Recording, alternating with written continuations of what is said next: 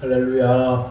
오늘도 예배하는 우리 성도님들에게 하나님의 큰 은혜와 축복이 함께 하시기를 원합니다. 오늘은 마태복음 6장 1절에서 4절 너희가 의를 행할 때 구제라는 제목을 가지고 하나님 말씀을 전하겠습니다. 마태복음 5장을 우리가 다 읽었습니다. 이제 대단원의 막을 내리고 이제 6장에 들어가게 되었습니다. 새로운 예수님의 말씀을 읽고 또 묵상할 수 있는 그런 기회입니다. 그런데 사실 원래 우리 성경에는 장절이라는 것이 없었습니다. 원래는 글자만 있었습니다.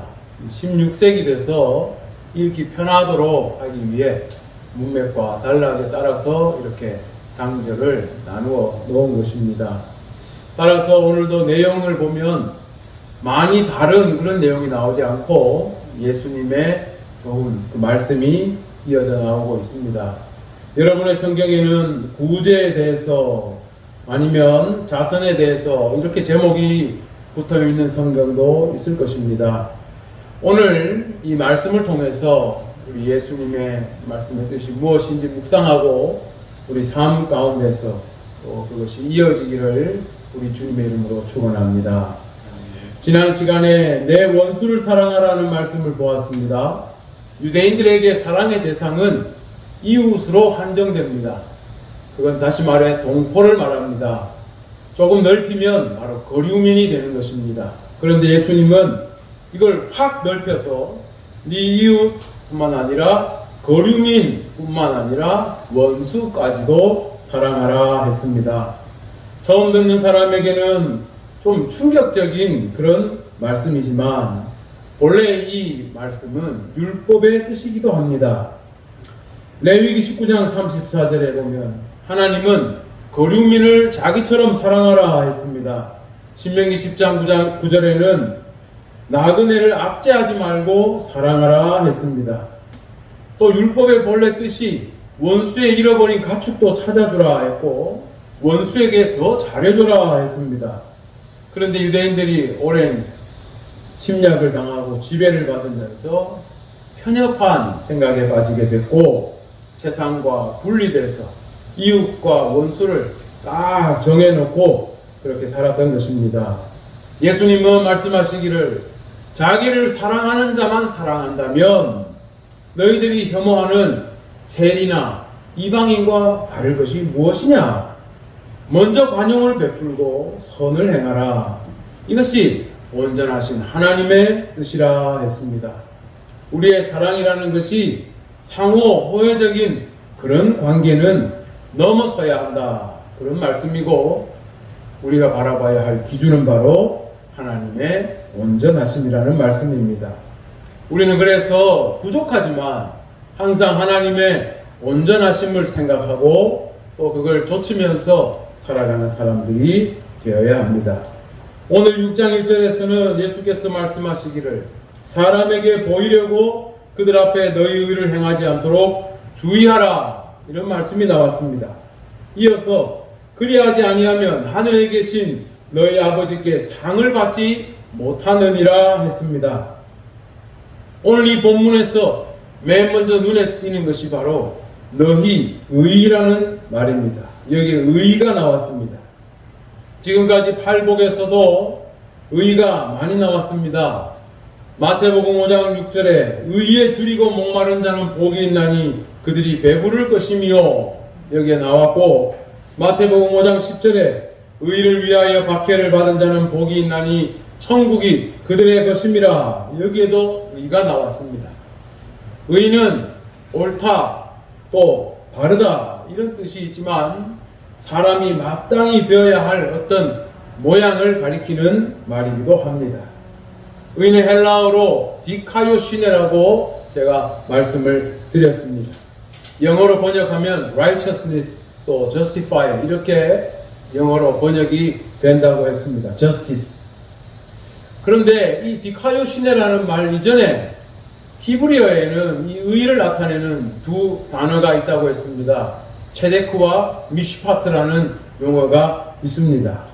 체데크라는 것은 하나님께서 이스라엘의 왕이나 지도자뿐 아니라 백성들 모두에게도 요구하시는 것으로서 하나님의 법을 따르고 진실하게 행하며 특별히 가난하고 억압당하는 자와 마음을 같이 하는 것, 이게 체데크, 이게 바로 정의입니다. 또 공의라고도 합니다. 미시파트는 뭐냐 하면 심판한다는 뜻이 샤파트인데, 미시파트는 법적인 평등을 말하는 것입니다. 모두에게 공평하도록 하나님의 법을 적용해서 평등을 이루는 것을 말합니다. 그래서 우리말 성경에는 정의, 공의, 공평, 공법 이런 다양한 한글 용어로 번역이 되어 있습니다. 예수님은 바로 의를 이야기할 때 이걸 말씀하신 것입니다. 이러한 하나님의 공평과 정의에 대한 갈망을 가지고 살아가는 사람은 배부를 것이다. 또 이런 하나님의 의를 위해 핍박받는 사람, 자기 목숨을 내놓는 사람은 천국이 그들의 것이다 했습니다. 이 말인즉슨 하나님의 의를 위해 사는 사람은 한마디로 하나님께서 그냥 버려두시지 않는다는 뜻입니다. 하나님께서 보상하신다는 뜻입니다. 그렇기 때문에 예수님은 그들에게 너희는 가장 복된 자들이다 라고 말씀하신 것입니다. 의로운 이 행동이라는 것, 이 의로운 행동을 하면 그것 때문에 죽음을 초래할 수도 있습니다. 그런데 만약에 의로운 행동을 하다가 죽어버리고 아무것도 없다면 이거 얼마나 억울하고 불공평한 일이겠습니까? 실제로 율법에 나타난 하나님의 공평과 정의를 따르는 것은 쉬운 일이 아닙니다. 의를 위해 살려면 손해도 봐야 하고 때로는 희생을 해야 하고 때로는 목숨도 걸어야 하는 일입니다. 그렇기 때문에 사람들은 의로운 행동을 해야 하는 거 알지만 의보다는 자기 이익을 구하고 자기 욕심에 따라서 살아갑니다. 하나님 말씀을 믿고 또 순종해야 하지만 그렇게 하지 않는 것입니다. 결과적으로 이스라엘이 어떻게 되었습니까? 우리가 잘 아는 아모스 5장 7절에 나오는 것처럼 정의를 쓴 쑥으로 바꾸며 공의를 땅에 던지는 자들아, 아모스가 비판을 했는데 정의, 체데크를 쓴 쑥으로 그냥 바꾸어버리고 공의, 미시파트를 땅에다가 내팽겨 쳐버리는 이스라엘이 그런 꼴이 되어버린 것입니다. 반대로 의를 행하는 사람들은 많이 힘들었죠. 엘리야나 예레미야 같은 사람 보면 목숨이 위태로워지고 동포에게 박해를 받고 온갖 고난을 당했습니다. 그렇기 때문에 의에 대해서 하나님이 보상하신다는 것은 참으로 중요합니다. 예수님은 그래서 너희가 참 복되다 했습니다. 다시 말하지만 사람들이 의를 행하지 않는 것은 몰라서가 아닙니다. 알지만 그걸 행할 만한 믿음이 부족한 것입니다. 또한 순종할 용기가 없는 것입니다. 이스라엘 사람이라면 율법에 명령되어 있는 하나님의 의를 삶 속에서 실현해야 한다는 것 정도는 다 알고 있습니다. 그러나 현실은 그렇지 못한 것입니다. 결국 이런 사람들이 선택한 방법은 뭐냐? 사람들이 의로운 행위라고 여기는 종교적인 일, 윤리적인 일을 하는 것입니다. 당시 유대 사회에서는 구제, 또 기도, 금식 이런 것들이 의로운 행위로 여겨졌습니다. 그래서 사람들은 구제나 기도나 금식을 할 때가 되면 이게 의로운 행위이기 때문에 사람들 앞에 더 의롭게 보이기 위해서 애를 썼습니다. 예수님은 바로 이런 행동이 만연한 유대 사회를 보고 오늘 말씀을 하신 것입니다. 사람에게 보이려고 그들 앞에서 너희 의를 행하지 않도록 주의하라. 사람 앞에 의로운 행동을 하는 이유는 단순하죠. 의로운 자처럼 보이기 위해서입니다. 그런데 예수님은 의로운 자처럼 보이려고 하는 그런 마음, 그걸 주의하라는 것입니다. 왜냐하면 이런 행동 때문에 하나님께 받아야 할 보상을 받지 못하게 된다 했습니다. 팔복에 보면 의를 행한 자 배부르게 되고 천국을 소유하게 된다 했는데 응당받아야 할 이런 것들이 없다는 말씀입니다. 이제 예수님은 당시 유대인들이 의로운 행위라고 생각했던 이 세 가지 경우를 말씀을 하십니다. 오늘 우리가 볼 것은 바로 구제와 관련해서입니다. 여러분 2절을 보십시오. 그러므로 구제할 때에 외식하는 자가 사람에게서 영광을 받으려고 회당과 거리에서 하는 것 같이 너희 앞에 나팔을 불지 말라. 진실로 너희에게 이르노니 그들은 자기 상을 이미 받았느니라. 이 헬라어 원문을 그대로 순서대로 번역하면 이렇게 됩니다. 구제할 때 너희 앞에 나팔을 불지 말라. 마치 외식하는 사람들이 사람에게 영광을 받으려고 회당이나 거리에서 하는 것처럼 하지 말라. 이렇게 되어 있어요. 예수님이 말씀하신 것은 당시 유대인들 중에 이런 사람들이 많았다는 뜻입니다. 구제란 뭔지 여러분 잘 아시죠? 구제라는 것은 친절한 어떤 행동, 이 헬라어가 엘레메오시네라는 말이 긍휼, 동정, 친절한 행동 이런 뜻을 가지고 있는데 가난한 사람, 어려움에 처한 사람들을 도와주는 행위입니다. 영어 성경에는 charity, 자선이라는 말로 번역되어 있기도 하고 almsgiving이라고 해서 구호금을 전해주는 것도 구제로 그렇게 번역되어 있기도 합니다. 그런데 예수님은 그러므로 네가 구제할 때라고 했어요. 그 말은 뭐냐 하면 모든 유대인들에게는 구제의 의무가 있었다는 말입니다. 유대인들은 구제를 다 행해야 하는데 그때 네가 어떻게 해야 하는지 예수님은 그걸 말씀하고 있는 겁니다. 사실 유대인들에게 구제는 굉장히 중요한 일이었습니다. 율법학자 힐렐이라는 사람은 뭐라고 말했냐면 많은 자선이 많은 평화를 가져온다 했습니다. 또 이웃에 대해서 온정을 베푸는 것은 아브라함의 혈통을 나타내는 표지로 생각이 되었습니다. 우리가 구약 율법에도 보면 가난한 자를 구제하는 그런 내용이 아주 많습니다. 대표적으로 밭에 귀퉁이를 남겨놓고 추수할 때 다 추수하지 않는 것, 포도 열매를 다 따지 않고 가난한 자들 먹게 하는 것도 다 구제와 자선의 일환입니다.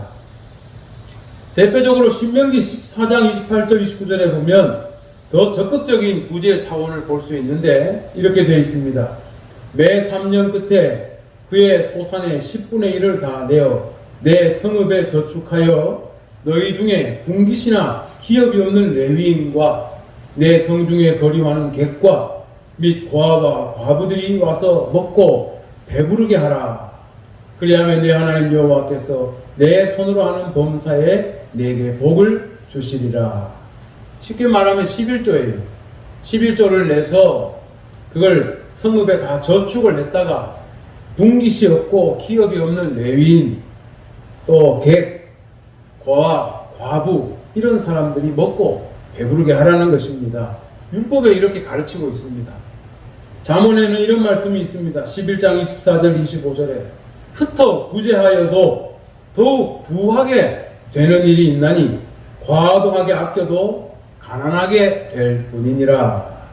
구제를 좋아하는 자는 풍족하여질 것이요 남을 윤택하게 하는 자는 자기도 윤택하여지리라. 잠언 28장 27절에 이런 말씀이 있습니다.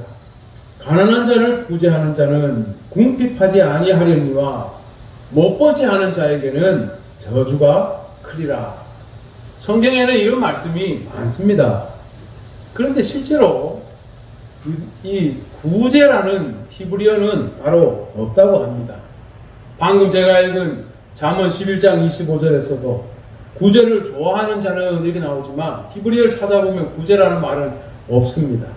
대신에 뭐라고 되어 있냐면 생명을 축복하는 자는 이렇게 은유적으로 표현이 되어 있습니다. 하지만 유대인들은 아까 말한 공의라는 말 있죠. 체데크. 그 체다카라는 말을 구제라는 용어로 사용합니다. 왜 그러냐면 구제라는 것이 하나님의 공의를 실현하는 방법으로 하는 것이기 때문에 이 체다카를 구제라는 용어로 방법으로 사용하기도 합니다. 그래서 이스라엘 사람들이 남을 돕기 위해서 만들어 놓은 저금통이 있는데 그 저금통을 뭐라고 부르냐면 체다카라고, 아까 이야기한 공의, 바로 그러한 뜻으로 부르기도 합니다. 유대교회는 이렇게 구제에 대한 말씀이 많고 율법에 많고 유대교회는 구제를 아주 중요하게 가르쳤습니다. 특별히 구제를 통해서 공적을 쌓아서 구원에 이른다는 공적 사상도 있었기 때문에 유대인들은 아주 중요하게 생각했습니다. 아주 중요한 종교적 의무이자 또 의를 행하는 일로 인식되었습니다. 그래서 우리 성경에도 보면 구제에 대한 내용이 많이 나오고 있습니다. 유대인들은 의무로 성전 세금을 냈습니다. 이 성전 세를 구제에 많이 활용했다는 걸 알 수가 있습니다. 성전은 참 돈이 많이 모이는 곳이었는데 헌금괴가 이렇게 나팔 모양으로 되어 있었습니다. 동전을 안에다가 넣을 수가 있었어요. 그래서 이걸 넣으면은 이 모아둔 돈을 가지고 사람들을 구제하게 되었습니다. 또 유대교에서는 공동으로 사회사업을 하기도 했습니다. 그래서 이게 초대 기독교인들에게 그대로 연결되기도 했습니다.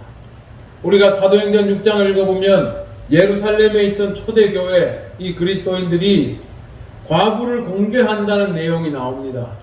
그때 사도들이 헬라파 유대인, 히브리파 유대인 과부들을 공개하다가 이거 이러다가 우리가 말씀을 못 전하겠다 해서 7명의 집사를 그때 처음 세우게 됩니다. 그래서 사도들은 말씀을 전하고 집사들은 공개하는 일에 힘쓰도록 교회에 이제 제도를 마련하게 되는데, 이렇게 공개하는 일이 기독교인들이 처음 한 게 아니라 원래 유대교에서 사회사업으로 하던 일입니다. 그래서 이들이 이렇게 과일이나 채소 같은 것들을 사람들에게, 가난한 사람들에게 주기도 하고 또 배급을 주기도 하는 등 구제를 많이 했습니다. 한편으로 가난한 어떤 좋은 가문 출신인데 가난한 사람들의 경우에는 예루살렘의 성전 안에서 그 사람들이 모르는 방에서 따로 구호금을 전달했다 하는 그런 내용도 책에서 읽어보았습니다. 그런데 이것보다 더 많은 경우가 뭐냐면 순례자들이 구제하는 것입니다. 유대인들은 1년에 3번 절기를 맞아 전부 예루살렘으로 모여듭니다. 그런데 이때 사람들이 많은 구제를 합니다. 그래서 우리가 신약 성경에 보면 거지 바디메오가, 여리고 성에 사는 거지 바디메오가 길가에 앉아서 구걸하는 내용이 나옵니다. 예수님이 그때 이 거지 바디메오를 고치시는데 바디메오가 왜 여기 앉아 있었을까요? 여리고는 예루살렘과 아주 가까운 곳입니다. 그래서 순례객들이 여리고를 거쳐서 예루살렘에 들어오기 때문에 여리고 길가에 앉아서 그런 자선을 바라고 거기에 앉아 있었던 것입니다. 이게 일상화된 것이었습니다. 우리가 잘 아는 사도행전 3장에는 안전뱅이가 고침받는 내용이 나옵니다. 이 안전뱅이는 성전 미문, 아름다운 문이라고 하는 그 성전 문 앞에 매일 나가서 적선을 바라고 있었습니다. 베드로와 요한이 성전에 기도하러 가다가 이 안전뱅이를 보고는 내게 금과 은은 없지만 나사렛 예수 이름으로 일어나라 해서 고쳐줬죠. 그런데 이 안전뱅이가 거기 왜 앉아 있었을까요? 절기를 맞아서 오는 많은 순례객들, 예루살렘을 찾는 순례객들이 구제를 하고 자선을 하는 걸 아니까 거기에 앉아 있었던 겁니다. 또 예수님의 마지막 만찬을 보면 가룟 유다에게 사탄이 들어가서 갑자기 유다가 마지막 만찬 식사를 하다가 뛰쳐나가는 장면이 나옵니다. 요한복음 13장에 그 장면이 나오는데 그때 다른 제자들이 뭐라고 하냐 하면 갑자기 유다가 왜 뛰어나가지? 그러면서 예수님이 무슨 물건을 사라고 시켰나?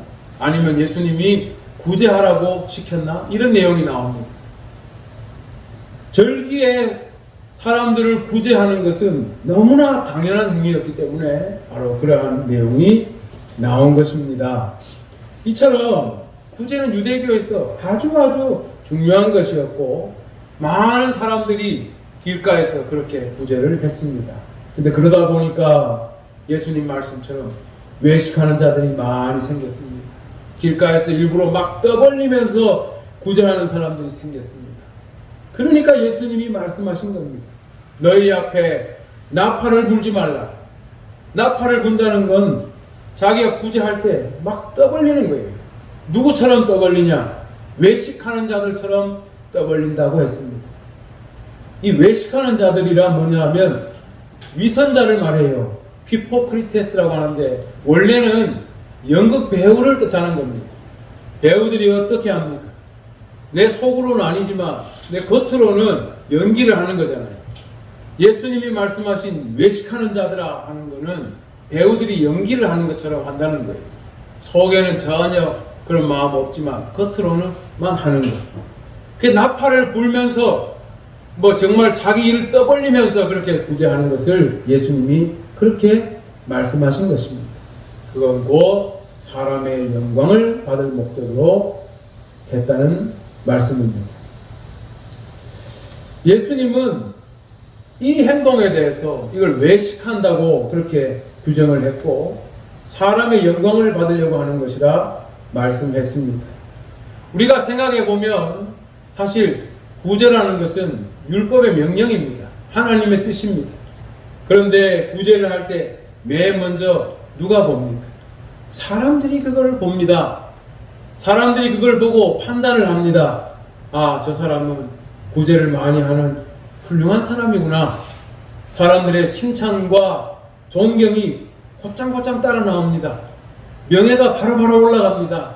사람들의 신뢰가 바로바로 정립이 됩니다. 그러다 보니까 사람들은 하나님의 명령인 구제 이 의를 행하면서도 먼저 사람들의 눈을 의식하게 된 것입니다. 그래서 예수님은 막 떠벌리면서 하는 구제를 외식적인 행동으로 규제를 했고 예수님은 그걸 하지 않도록 주의하라 했습니다. 근데 이게 왜 외식일까? 지난번에 제가 도무지 맹세하지 말라는 말씀을 전했는데 그것과 참 비슷합니다. 맹세라는 게 뭡니까? 내 마음속으로는 안 되는 걸 알아요. 그런데 자기가 어떤 목적을 얻기 위해, 목적을 이루기 위해, 이익을 얻기 위해 내 마음으로 안 되는 줄 알면서도 부풀리는 거죠. 할 수 있다고 부풀리고 단언을 하고 이게 맹세입니다. 내 마음과 말이 다른 것이 맹세예요. 그런데 외식적인 구제라는 게 뭡니까? 내 마음과 내 행동이 다른 게 바로 외식적인 구제입니다. 내 마음에서는 도와주고 싶은 마음이 없습니다. 선을 행하고 싶은 마음이 없어요. 그렇지만 겉으로 사람들이 보니까 그렇게 행동으로 도와주는 것입니다. 우리가 생각할 때는 그렇게라도 구제하는 게 좋은 게 아니냐 할 수 있겠지만 예수님은 이걸 외식이라 했습니다. 그리고 그 분명한 이유를 말씀하셨는데 그들이 사람들의 칭찬을 받을 때 자기들이 받을 상을 이미 받았다고 말씀했습니다. 하나님의 명령으로서 의를 행하면 하나님의 상이 따라오는 것인데 이것을 사람들의 칭찬을 바라고 의무로 행동을 했기 때문에 그 사람들이 칭찬하면서 이미 상을 다 줘버렸다는 그러한 뜻입니다. 진실한 구제를 했다면 하나님의 보상이 있고 큰 유익이 있을 텐데 사람에게 칭찬을 다 받았기 때문에 더 받을 상이 없다는 말씀입니다. 그래서 3절 4절에 예수님 말씀하시기를 그럼 구제할 때 어떻게 해야 하느냐? 오른손이 하는 것을 왼손이 모르게 하고 구제함을 은밀하게 하라 했습니다. 은밀한 중에 보시는 너희 아버지께서 갚으시리라. 여기 원문에는 손이라는 말은 사실 나오지 않아요. 그러나 비유적으로 오른쪽이 하는 걸 왼쪽이 모르게 하라 그랬습니다.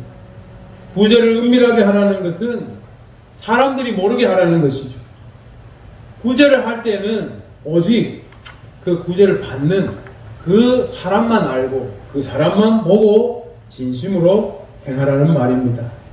칭찬을 받기 위한 구제가 아니라 진심으로 하는 구제, 그 당사자를 바라보고 하는 그러한 구제를 하라 했습니다.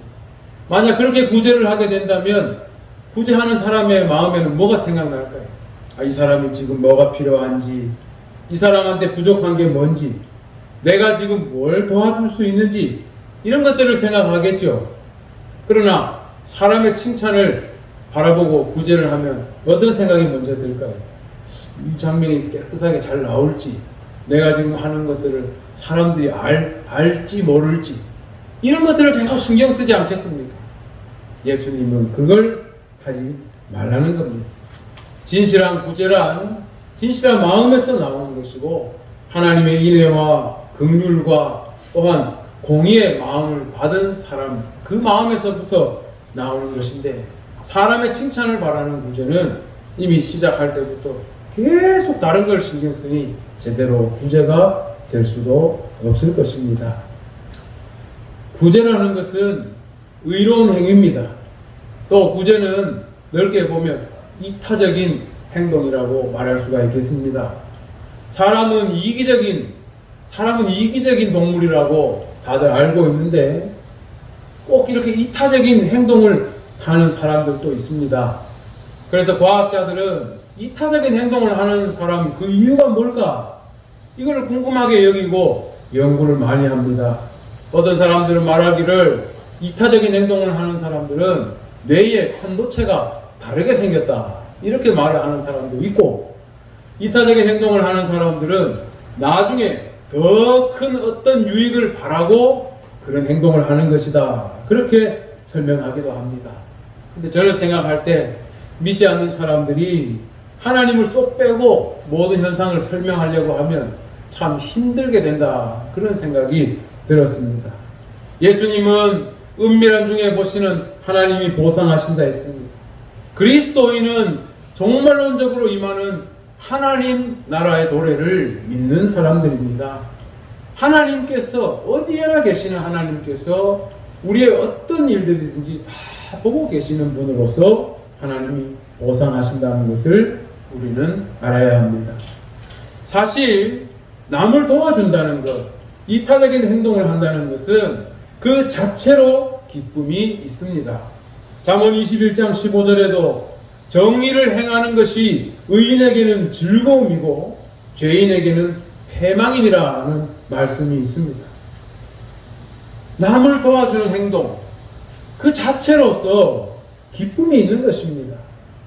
오히려 남을 도와주는 이런 의로운 행동에 대해서 즉각적인 보상을 해주게 되면 더 문제가 심각해진다는 그러한 연구 결과도 많이 있습니다. 간단히 생각하면 이렇습니다. 여러분이 어디 모르는 동네에 가서 밥을 쫄쫄 굶어서 식당을 막 찾는데 어디에도 먹을 데가 없어요. 식당도 없어요. 그런데 어떤 허름한 집에서 지나가는 불쌍한 나를 보고, 왜 그러냐, 밥을 먹을 데를 찾는데 못 찾겠다, 그럼 우리 집에 와서 초라하지만 이거 한 끼 먹고 가라. 그래서 밥을 먹었어요. 자, 그런데 밥을 잘 먹고 만약에 그 보고 반찬이 요 정도면은 한 5,000원 하고 밥이 요 정도면 한 15,000원 주고 가면 되겠지. 돈 그 정도 안 내면 어떻게 될까요? 선의를 베푼 사람의 마음에 어떤 생각이 들겠습니까?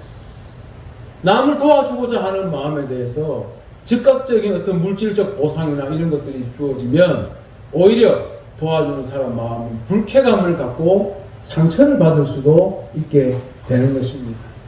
뇌과학자들은 말하기를 이타적인 인간의 뇌는 특정 영역을 활성화시킨다고 했고, 이것이 그들의 행위 자체로 행복하게 한다는 연구 결과도 있습니다. 오히려 즉각적으로 이타적인 행동에 대해 보상을 하면 기쁨을 망가뜨리게 되는 것이죠. 섣부른 보상은 오히려 불쾌감을 줄 수도 있는 것입니다. 진실하게 구제하려는 사람한테서 이 섣부른 보상, 이런 것들이 주어지면 그 사람의 마음에는 오히려 상처를 받게 되는 거예요. 고귀한 가치에 대해서 즉각적인 이런 물질적 보상이나 이런 것들은 역효과가 나는 것입니다. 그러니까 사람이 진실한 마음으로 누군가를 구제했는데 옆에서 사람들이 막 몰려들어서 칭찬한다고 생각해 보십시오. 그 사람이 다음에 구제할 때 얼마나 마음에 부담이 되겠습니까? 저는 그런 의미에서 옛날 큰 교회들 보면은 전도왕을 막 뽑으면서 자동차를 막 걸고 하는 것들을 제가 봤습니다. 제가 국목사를 목회할 때도 큰 교회들 보면은 1년 전도왕 뽑아놓고 자동차를 상품으로 걸어요. 그래서 전도 제일 많이 하는 사람은 자동차를 상품으로 주는 거예요. 뭐 웃으면서 넘어가면 그만인데 전도라는 이 참 고귀한 것을 그렇게 자동차라는 상품으로 걸어놓고 이게 바꿔버리면 그 가치가 훼손되는 겁니다. 구제라는 하나님의 의로운 이 명령을 사람들의 칭찬으로 그렇게 금방 바꿔버리면 이것이 훼손되게 되는 것입니다. 그런데 이것들이 만연한 사회가 되었다는 거 아닙니까? 그 당시 유대 사회가. 그래서 예수님은 남의 칭찬을 바라는 외식적인 구제를 하지 말라고 했던 것입니다. 구제는 이타적인 행위이고 의로운 행위입니다. 칭찬할 만한 일입니다. 그래서 예수님도 구제하라는 그런 권면을 많이 하셨습니다. 누가복음 12장 33절에 너희 소유를 팔아 구제하여 낡아지지 않는 배낭을 만들라 했습니다. 심지어 자기 소유를 다 버리지 않으면 내 제자가 되지 못한다 했습니다. 하지만 사실 예수님이 싹 다 버리라고 이 말씀을 한 건 아닙니다.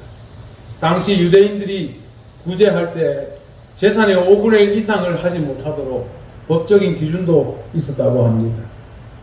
삭개오의 경우를 보면 참 재밌습니다. 삭개오는 자기 잘못을 회개하고 자기 재산을 절반을 잘라서 다 내놓고 그리고 나중에 피해 보상까지 다 하겠다 한 거 보면 정말로 회개하고 주님을 따르겠다는 마음이 있었던 것입니다. 사도행전에 보면 나오는 이방인 고넬료는 하나님께서 이 사람을 특별히 보고 사랑하셨는데 그 이유가 뭐냐면 사도행전 10장에 이렇게 나옵니다. 그는 경건하고 온 지방과 더불어 하나님을 경외하고 백성을 많이 구제하고 하나님께 항상 기도하는 자라 그랬습니다. 천사가 고넬료에게 응답할 때도 그 이유를 이렇게 말했습니다. 하나님이 내 기도를 들으시고 내 구제를 기억하셨다 했습니다. 예수님은 또한 선한 사마리아인에 대한 말씀을 하셨습니다. 선한 사마리아인은 신실한 구제 표본이라고 말할 수 있겠습니다. 구제는 이렇게 아름다운 일입니다. 칭찬받을 만한 마땅한 그런 일입니다. 그런데 여기에 함정도 있죠. 칭찬과 명예를 먼저 원하면 그러면 구제의 가치도 사라지고 그 구제의 기쁨도 사라지고 나중에는 칭찬도 사라지고 무엇보다 하나님의 보상도 사라집니다. 또 칭찬을 좇아서 하는 선행 이건 일종의 강박이 될 수도 있습니다. 저 TV를 보면 정치인들과 연예인들, 유명인들 보면 이렇게 카메라가 돌아갈 때 표정이 달라지는 걸 볼 수가 있어요. 지난주에 태풍이 지나갔지만 재해가 끝나고 나면 항상 정치인들이 그 재해 지역에 가지 않습니까? 심각한 표정을 하고 거기 모든 일들을 막 다 도와줄 것처럼 그렇게 합니다. 그런데 대체로 기자들이 막 사진 찍고 이제 빠지면 정치인들도 같이 싹 빠져나간다고 하지 않습니까? 진실하게 거기서 구제할 마음이 없는 것이죠. 유명인이나 정치인들 보면 이 칭찬과 또 명예에 대한 이 유혹을 아주 많이 받습니다. TV나 매체에 자기가 어떤 사람으로 그려지는지에 대해서 굉장히 마음에 압박을 많이 받는 것이죠. 어떤 연예인이 얼마를 기부했다더라. 누구누구는 기부를 많이 하는 사람이다. 그러면 사람들이 모여서 막 칭찬을 해줍니다. 소위 말해 따방권을 줍니다. 나쁜 짓을 해도 그 사람은 기부를 많이 하니까 다 덮어줘야 된다. 막 이런 말들까지 나옵니다. 봉사 현장에서 열심히 봉사하는 연예인이다. 열심히 하는 정치인이다. 그러면 사람들이 이걸 막 또 덮어주려고 애를 씁니다. 이거를 알기 때문에 사람들은 남들이 볼 때에 선한 행동을 해야 한다는 압박감에 사로잡힐 때가 있습니다. 그런데 사람의 마음과 행동이 분리된 상태로 남의 시선을 의식한 채로 오랫동안 살게 되면 그 사람의 인성을, 그 사람의 마음을 버릴 수도 있습니다. 매번 구제할 때 남의 눈을 의식한다고 생각해 보세요. 누가 혹시 내 선행을 봐주지 않을까? 누가 이거 안 봐주는데 내가 할 필요가 뭐가 있을까? 늘 이런 식으로 한다고 생각해 보세요. 마음의 병이 생기는 것입니다. 다음 주에 기도에 대해서 예수님의 말씀을 보겠지만, 의로운 행동이라고 하는 구제나 금식이나 기도나 우리의 모든 신앙 행위가 우리의 마음과 다르게 남의 눈을 의식해서 한다고 생각해 보십시오. 요만큼 남아있는 진실성마저 나중에는 다 사라지게 되고, 그의 마음에는 기쁨이 사라지고, 정말 하나님을 만나는 기쁨, 구제할 때 생기는 내 마음의 기쁨, 이런 것들이 다 사라지게 되고 마음의 병이 남게 될 것입니다. 하나님의 명령으로서 이 의로운 행동, 구제, 이것이 인간의 얄팍한 명예욕과 이기심 때문에 훼손되어서는 안 됩니다. 그래서 예수님은 제자들을 불러놓고 이 말씀을 하고 있는 겁니다. 그런데 여러분 생각해 보세요.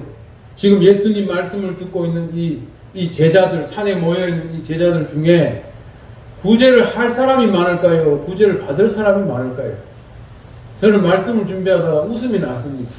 예수님 제자 중에 대체로 가난한 사람들, 불황자들 이런 사람들이 많았다고 하는데 아마 구제 받을 사람들이 더 많았을 거예요. 그런데도 예수님은 왜 외식하는 구제하지 말라 이런 말씀을 하셨을까요?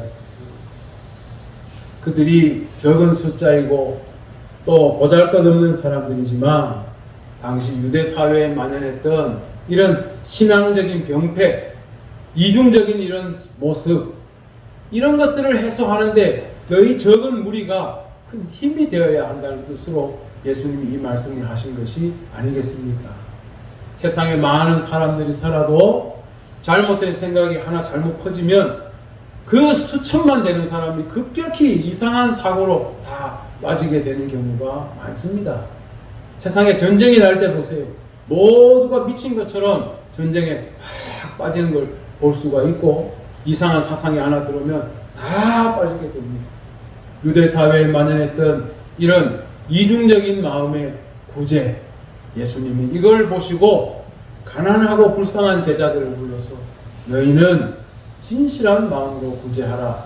은밀한 중에 구제하라. 은밀한 중에 보시면 하나님이 다 아신다. 다 갚아주신다.